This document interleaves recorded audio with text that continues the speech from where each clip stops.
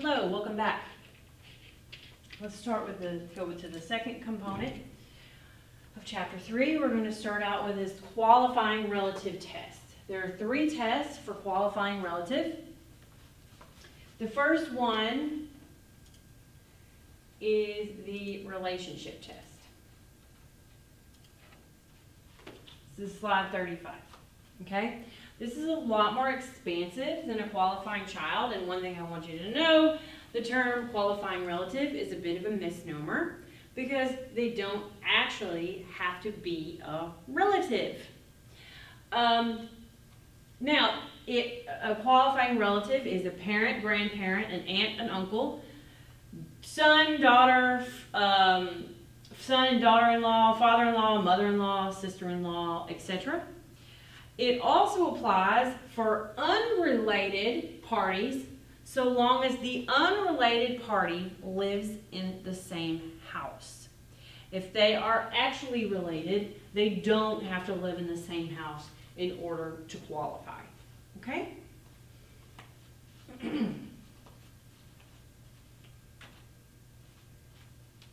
So let's talk about Maud in the big picture facts.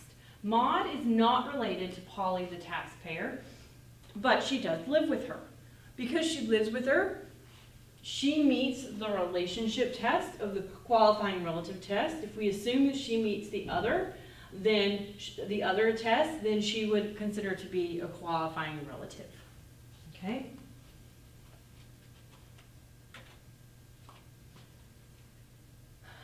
Since Maud is probably a qualifying relative, her hospital expenses that Polly pays, Polly could deduct them. Now, the gross income test, okay? The dependent's gross income must be less than the exemption amount, which is $4,050 for 2016, okay, or $4,000 for 2015. So that must be their gross income must be less than that. Let's do a couple of examples. Let's look at example 20. Elsie provides more than half of the support of her son Tom, who does not live with her. Okay, so we have son doesn't live with her. Does this matter do they meet the relationship test? Yes, it's her son. It doesn't matter that he doesn't live with her. He is age 26. That's interesting. Because he's age 26, will he qualify as a qualifying child, like we talked about last time? No, because we cut that. We have an age range, and we cut that off. Okay? He's a full-time student in medical school. He earns $3,000 from a part-time job and has a $12,000 scholarship. Scholarships are not counted toward gross income. So does he meet the gross income test here? Yes, he does, because it's less than $4,050. Okay? Now, let's go on to example 21. Aaron provides more than half of the support of his widowed aunt, Myrtle, who does not live with him. Does it matter that Myrtle does not live with him? No, because she's actually a relative, and the relationship test is met. Okay? She has the following income for the year. Dividend income of $1,100 from Pet City. So we have $1,100 dividend income. $1,100 dividend income. $1,200 income from Pet City.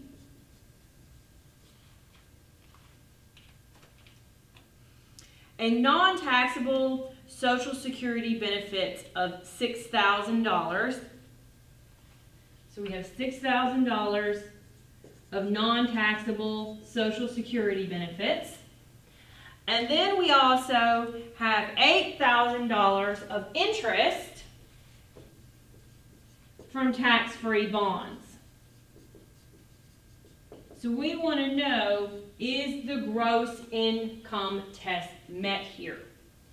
What is counted?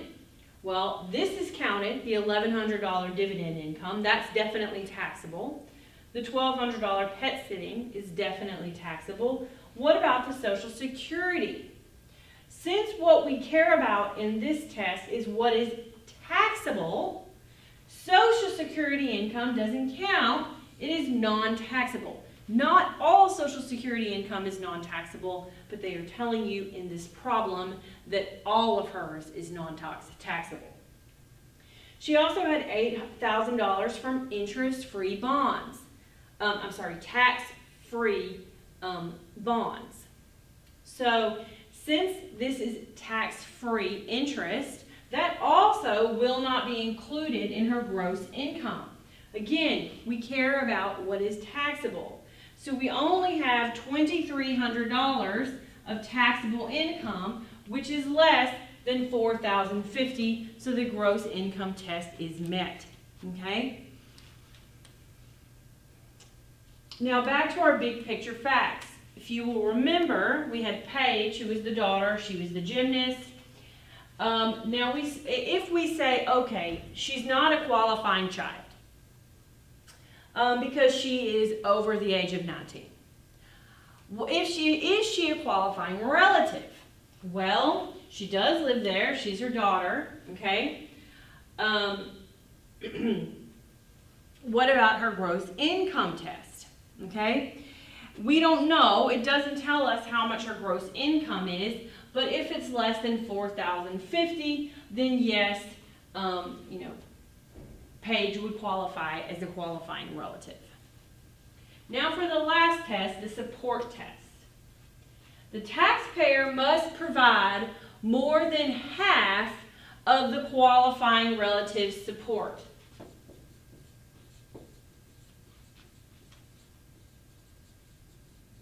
Notice this test is different from the test for qualifying child, which just requires that the child must not provide more than half.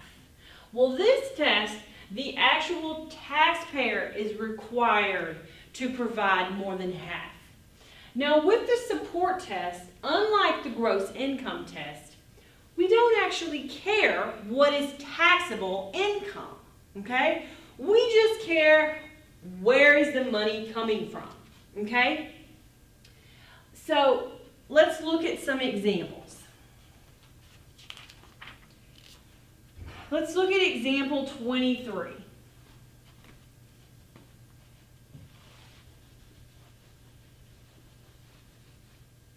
With example 23, we have Hal, and he contributed $3,400 towards the support of his nephew Sam, who lives with him.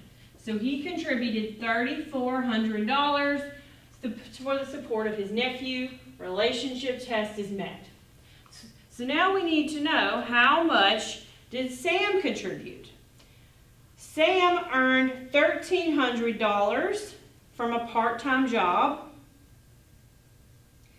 and $2,000 from a student loan to attend a local university. Part-time job, and $2,000 for a loan.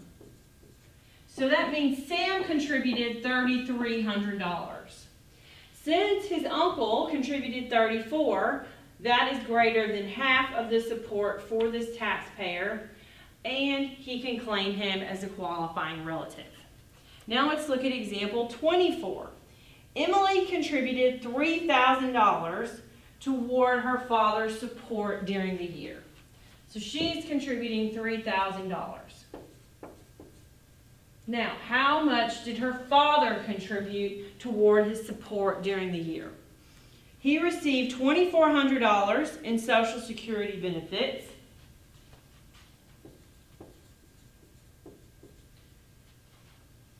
$200 of interest, and $600 of wages.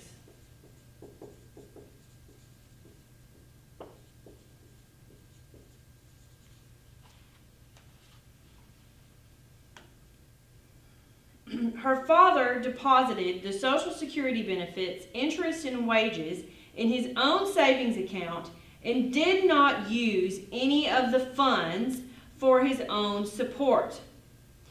So here, we don't actually care what's taxable and not taxable. But one thing we do care about is how are the funds being used. Since he's not actually using any of these funds for his own support, we don't count any of them, okay? He's depositing in the account. He is not using them for his own support.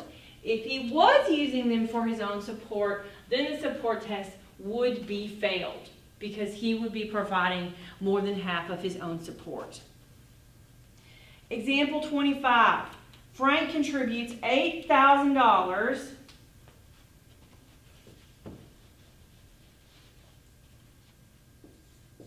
towards his parents' total support of $20,000. This $20,000 comes from $12,000 that they took out from savings and $8,000 from a home equity loan. So this is $12,000 from savings and $8,000 from a home equity loan. The importance of this problem is just to illustrate to you that it doesn't matter that this loan that they received of $8,000, it's not actually income, okay, because they have to pay it back. It doesn't actually matter. We're really only looking at the use of the funds. Since his parents are providing more than half of their own support, then he cannot claim them as dependents. Okay.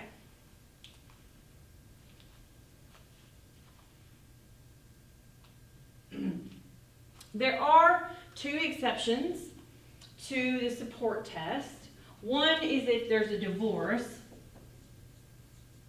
and the parties agree, like I talked about last time with qualifying children. The other is what's called a multiple support agreement. A multiple support agreement is when there are multiple parties supporting someone. And these parties get together, this is on slide 40, or on page 316 of your book. These parties get together and decide who is going to get to claim the dependency exemption.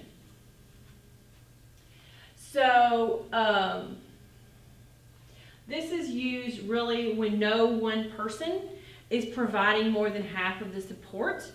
To be eligible to claim the exemption, that the person who wants to claim it must be providing more than 10% of the support, okay? And all the eligible parties, so the person who wants to claim it, must meet all other dependency requirements. So, there is an example here in the book, example 27. Wanda resides with her son, Adam. Adam received $12,000 from various sources during the year. And this constitutes her entire support for the year. She received support for the following. She received support from Adam. He supported her 48%. Bob supported her 10%. Carol, which is her daughter, supported her 30%. And Diane, her friend, supported her 12%. So who would qualify to take the exemption under this multiple support agreement? Okay? So Adam, her son, provided 48%. He could take it if he wanted because he's providing more than 10%, and he would all the other dependency qualifications would be met. What about Bob, the son? Bob is providing 10%. Since he's not providing more than 10%, he is not eligible to claim the dependency exemption. What about Carol, the daughter? Yes, Carol, the daughter, would satisfy because she's over 10% and all of the other qualifying relative requirements have been met. What about Diane, a friend? Diane does contribute more than 10%, but because Diane is not and doesn't meet the relationship test of the qualifying relative, she would not actually be eligible for the exemption. Okay?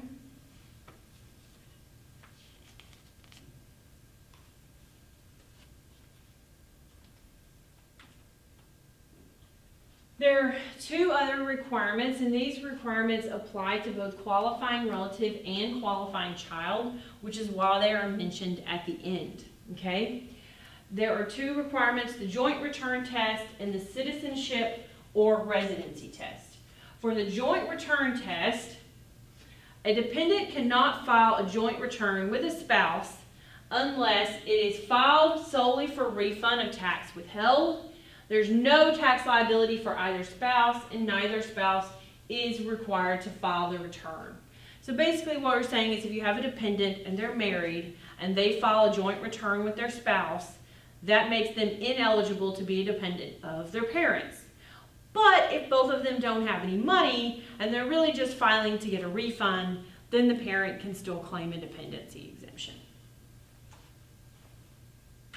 And the last requirement is the citizenship or residency test, which is on slide 44. All this stands for is that the dependent has to be a U.S. citizen or a resident of Canada or Mexico. Okay? There are some exceptions for adopted children. I'll let you take a look at those yourself. Okay? Right. So that's it on the tests for qualifying relatives. The next topic that we want to talk about is phase out of exemptions.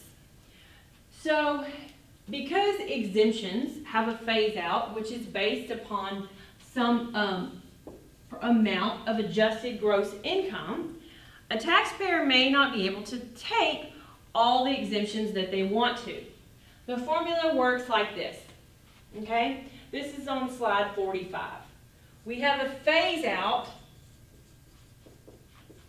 for each 2%, okay, for a phase out, of 2% for each $2,500 or by which the taxpayer,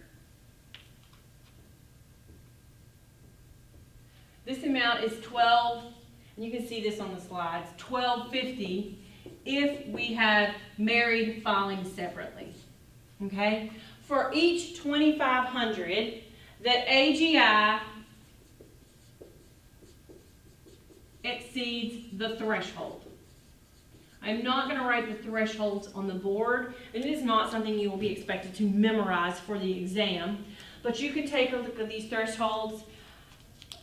They're at the bottom of page 319, or they're on page 45.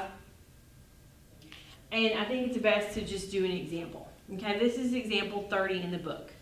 Brad files as a single individual in 2016. Okay, so he is single.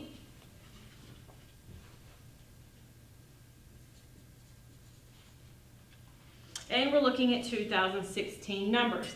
That's important, okay, because the exemption amount is different for 2015 than 2016. His AGI is $292,050. $292,050. Okay? So how many personal exemptions is Brad going to get here? He's going to get one just for him. $40.50. Now if he had a spouse, then he would get two. So that would be $8,100. Okay?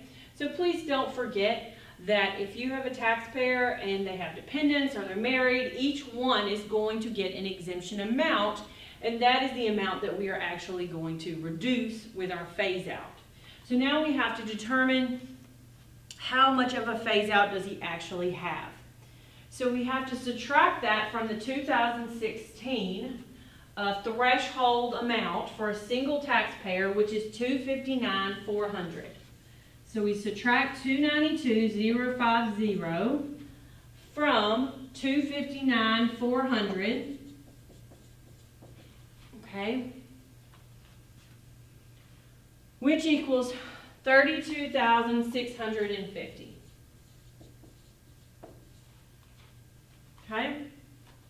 Now we have to determine, basically,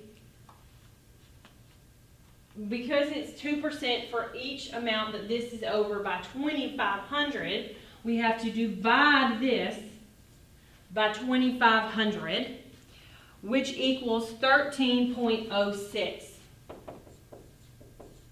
The code requires us to round up. 13.01 equals 14. Okay, I know it's weird, okay, but the code requires us to round up to 14. Now, it is 2% for each amount over by 2,500. So 14 times 2% equals 28%. That means we're going to have a 28% reduction in the amount he is using as his exemption amount. So 40,050 is his regular exemption minus 40,050 times 28%, okay? Because that's the amount of his reduction, which equals 1134. So the amount of the allowable exemption is going to be 2916. This is the exemption that he's actually going to get to use. Please note, don't just take 28% and multiply it times 4015 and say, okay, that's the amount of the exemption that he gets. That's completely wrong. That is the amount of his reduction, okay? This is his reduction. And this is the amount of his regular exemption. Now, if he would have been married, he would have a number here that was $8,100 because they both get one. If he had children, they would all have one, and the number would be even larger. So please don't forget to add exemption amounts for more people, okay?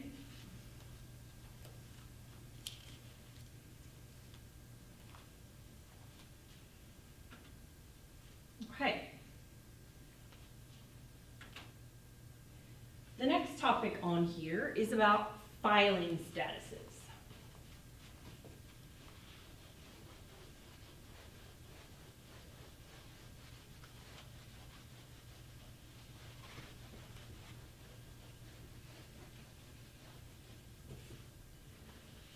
There are 5 different filing statuses: single, married filing jointly, married filing separately, surviving spouse, head of household. I think that's it. So, we are going to talk about the different filing statuses. The filing status that someone is in affects lots of things. It affects what tax bracket they're in. It will affect what their standard deduction is going to be, and a lot of other things, honestly. So, let's talk about single, okay? This is slide 48. This is someone who is unmarried or separated at the end of the year and doesn't qualify for another filing status. Usually people that are single, they don't have any qualifying children, because if they were single and they had qualifying children, they would be head of household, okay? Marital status is determined as of the last day of the tax year, okay? If the spouse dies during the year, they still get to use married filing jointly for that year, okay? Which brings us to the next one. Married filing jointly is for someone that is married as of the last day of the taxable year, or if the spouse dies during the year, then that also counts as married filing jointly. What about surviving spouse? Surviving spouse is used when we have a taxpayer and they would normally be filing jointly, but one taxpayer dies during the year. During the year of death, they still file jointly. But for 2 years after death, the surviving spouse files as surviving spouse.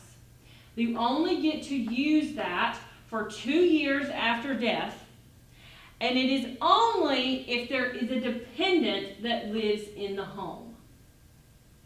Okay?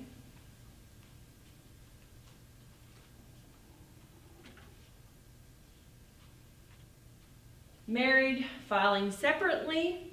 This is when you have married, but they're choosing to file separately. Head of household. This is someone who is unmarried at the end of the year or an abandoned spouse, and they have to pay more than half the cost of maintaining a house for at least one dependent for more than half of the year. And you can take a look at this on slide 52. The dependent can either be a qualifying child or a qualifying relative. If it is a qualifying relative, they must meet the relationship test. They must actually be a relative, okay?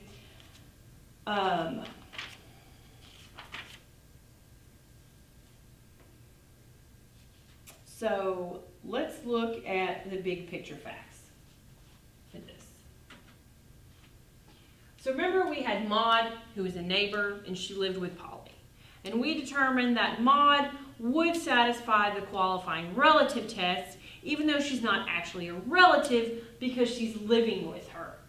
However, Maud will not be enough to qualify Polly under the head of household because she's not actually her relative, okay? So it won't be enough for head of household, although it will be enough to be a qualifying relative.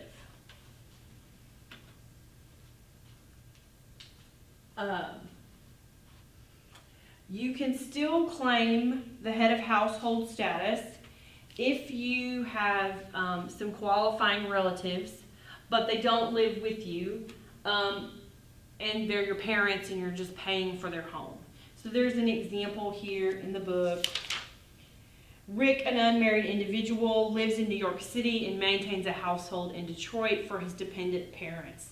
He can still use the head of household rates even though his parents do not reside with him in his New York home. So because they are his parents and they are qualifying relatives, we kind of overlook the requirement that they have to live with them for more than half of the year in their home because he is basically paying for their home in Detroit. And the last category we're going to talk about is abandoned spouse. If someone qualifies as an abandoned spouse, they basically get to use the head of household rates. To qualify, they don't file a joint return. They pay more than half of the cost of maintaining a home. The spouse did not live with them for more than the last 6 months of the taxable year. And the home was the principal resident of the taxpayer's child for more than half of the year. This is on slide 55. So let's go to our big picture facts. Now, if Polly can claim Paige, her daughter, as a dependent, either as a qualifying child or a qualifying relative, Polly can use the head of household filing status under the abandoned spouse, rules. Okay? If she does not qualify as an abandoned spouse, what tax status would she have to use? She would have to use married filing separately because she is still married, but she just doesn't know where her spouse is. He left her in March. So since she's considered to be an abandoned spouse, and if Polly qualifies as a qualifying relative or a qualifying child, she could use the abandoned spouse rule to fall under head of household. Okay.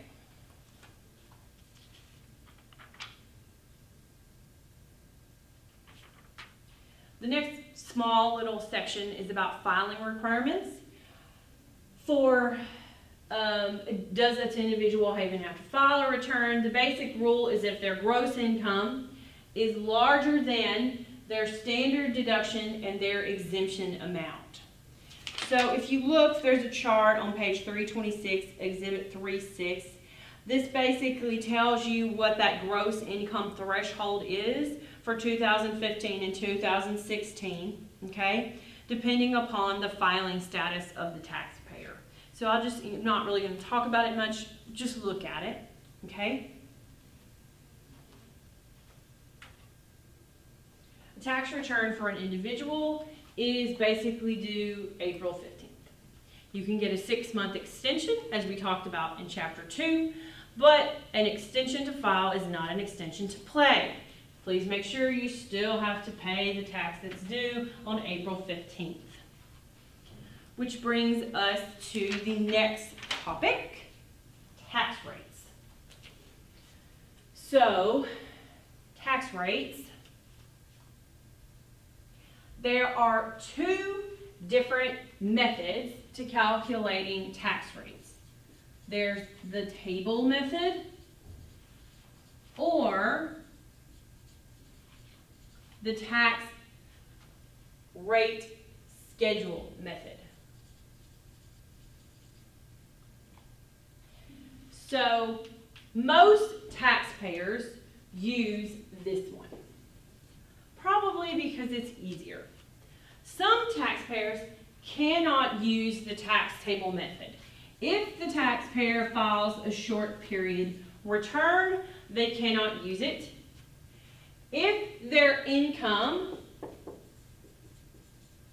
exceeds what's on the table, for 2015, that income amount is $100,000. Okay, that's the most current table that is in the book, is 2015. Okay. I think that's about it for that. So let's do an example here, okay? You can find your tax tables or your tax rate schedules in Appendix A in your book. So we're going to have to do an example. Linda is single and she has taxable income of $30,000 for 2015. To determine Linda's tax using the tax table, okay, so we're going to use the tax table in Appendix A. We have to find the $30,000 amount, which on my book is on page A7. We have the $30,000 amount. There is a threshold between 30 and 3050. It says that the total tax for a single taxpayer is 40,043. So under the tax table method, her tax is 4043.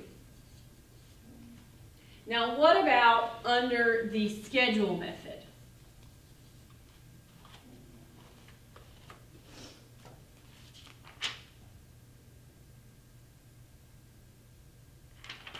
So for this, we have to remember she's a single taxpayer. This is also in Appendix A. So since we're talking about 2015, we want to make sure we're using 2015 for a single taxpayer. If we look down here at the second line, we say if taxable income is over $9,225, but not over $37,450, which is where we are. She is AGI 30,000 or taxable income of 30,000. Then the tax is $922.50 plus 15%, okay, of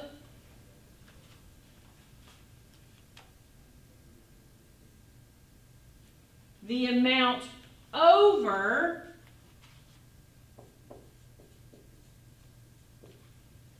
$9,225. So it's a little bit funky calculation. I don't know that I brought my calculator. Let me calculate this.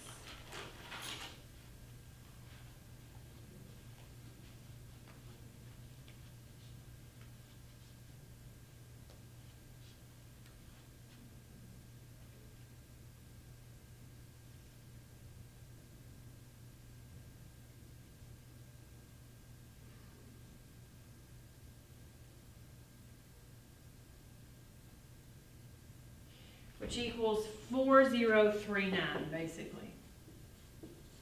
So very, very close when you use the tax table method, okay? All right.